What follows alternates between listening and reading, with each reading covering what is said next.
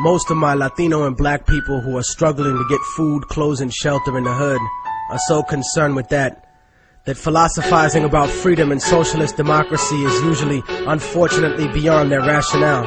They don't realize that America can't exist without separating them from their identity.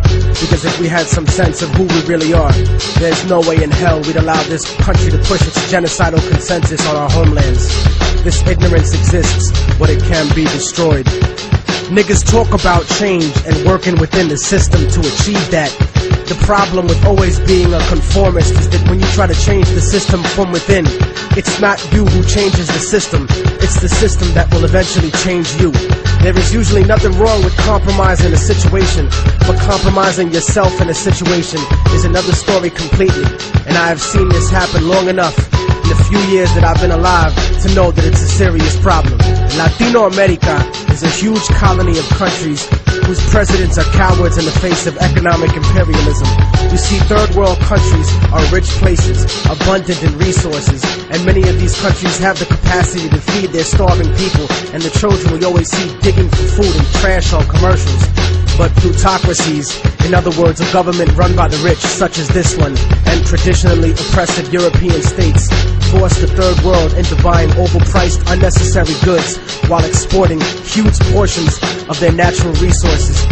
I'm quite sure that people will look upon my attitude and sentiments and look for hypocrisy and hatred in my words. But my revolution is born out of love for my people, not hatred for others. You see, most of Latinos are here because of the great inflation that was caused by American companies in Latin America. Aside from that, many are seeking a life away from the puppet democracies that were funded by the United States. Places like El Salvador, Guatemala, Peru, Colombia, Nicaragua, Ecuador, and la República Dominicana. And not just Spanish-speaking countries either, but Haiti and Jamaica as well. As different as we have been taught to look at each other by colonial society, we are in the same struggle. And until we realize that, we'll be fighting for scraps from the table of a system that has kept us subservient instead of being self-determined. And that's why we have no control over when the embargo will stop in Cuba or when the bombs will stop dropping in Vieques. But you see, here in America, the attitude that is fed to us is that outside of America, there live lesser people. Fuck them, let them fend for themselves. No, fuck you. They are you.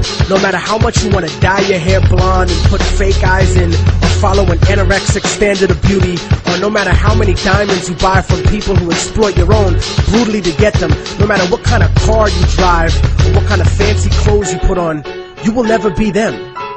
They're always gonna look at you as nothing but a little monkey. I'd rather be proud of what I am, rather than desperately try to be something I'm really not, just to fit in. And whether we want to accept it or not, that's what this culture or lack of culture is feeding us. I want a better life for my family and for my children, but it doesn't have to be at the expense of millions of lives in my homeland. We're given the idea that if we didn't have these people to exploit, that America wouldn't be rich enough to let us have these little petty material things in our lives and basic standards of living. No, that's wrong. It's the business giants and the government officials who make all the real money. We have whatever they kick down to us. My enemy is not the average white man. It's not the kid down the block or the kids I see on the street. My enemy is the white man I don't see. The people in the White House, the corporate monopoly owners, fake liberal politicians, those are my enemies. The generals of the armies that are mostly conservative, those are the real motherfuckers that I need to bring it to. Not the poor, broke, country-ass soldier that's too stupid to know shit about the way things are set up. In fact, I have more in common with most working and middle-class white people than I do with most rich black and Latino people. As much as racism bleeds America, we need to understand that classism is the real issue. Many of us are in the same boat, and it's sinking, while these bougie motherfuckers ride on the luxury liner. And as long as we keep fighting over kicking people out of the little boat we're all in, we're gonna miss an opportunity to gain a better standard of living as a whole. In other words, I don't want to escape the plantation. I want to come back, free all my people, hang the motherfucker that kept me there, and burn the house to the goddamn ground. I want to take over the encomienda and give it back to the people who work the land. You cannot change the past, but you can make the future. And anyone who tells you different is a fucking lethargic devil. I don't look at a few token Latinos and black people in the public eye as some type of achievement for my people as a whole. Most of those successful individuals are just sellouts and house Negroes. But I don't consider brothers a sellout if they move out of the ghetto. Poverty has nothing to do with our people. It's not in our culture to be poor. That's only been the last 500 years of our history. Look at the last 2,000 years of our existence and what we brought to the world in terms of science, mathematics, agriculture, and forms of government. You know, the idea of a confederation of provinces where one federal government controls the states? The Europeans who came to this country stole that idea from the Iroquois League. The idea of impeaching a ruler comes from an Aztec tradition. That's why Montezuma was stoned to death by his own people, because he represented the agenda of white Spaniards once he was captured, not the Aztec people who would become Mexicans.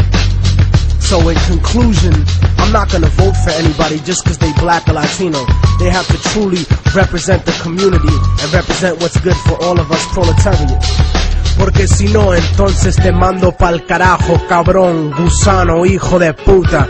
Seramos libres pronto. ¡Viva la revolución! ¡Viva la revolución!